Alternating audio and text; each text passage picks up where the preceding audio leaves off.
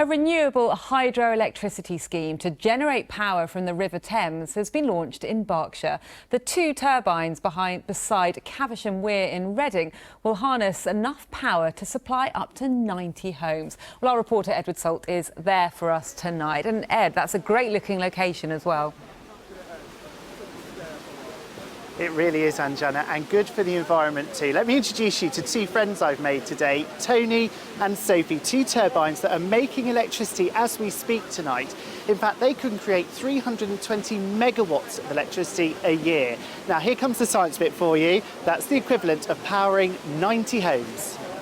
This is a hydroelectric scheme. It's operated by 2 Archimedes screw turbines, which we can see just over there, and the water comes through them, and we extract power from the head of the water and from the flow of the water and turn that into electricity, which we then send to a local consumer and what he doesn't use back to the grid.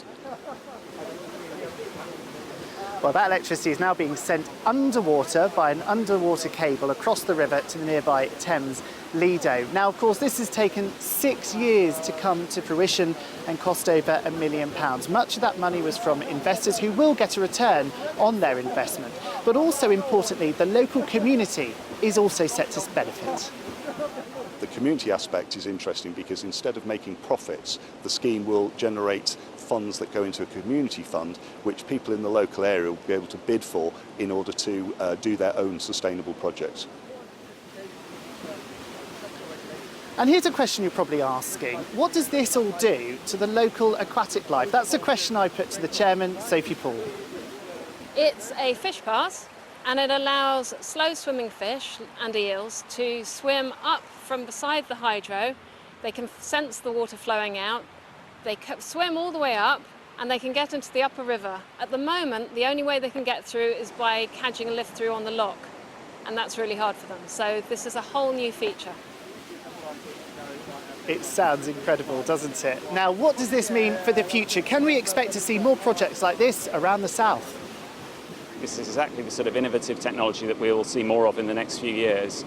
And you might know, maybe you've come across the fact that the Queen has 3 of these turbines in Windsor Castle, and apparently they power the whole of the castle, so the Royals are already leading the way. We're glad in Reading to be following them in the Royal County of Berkshire, obviously, and hopefully that will spread across the country, and I'd be delighted to see more of these sort of things.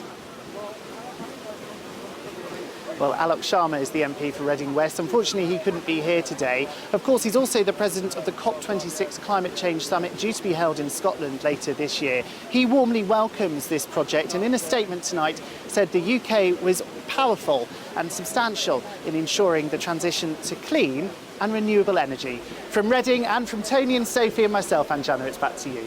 Ed, thank you. And I think we're going to see some more of you later on in the programme as well, which I'm really looking forward to.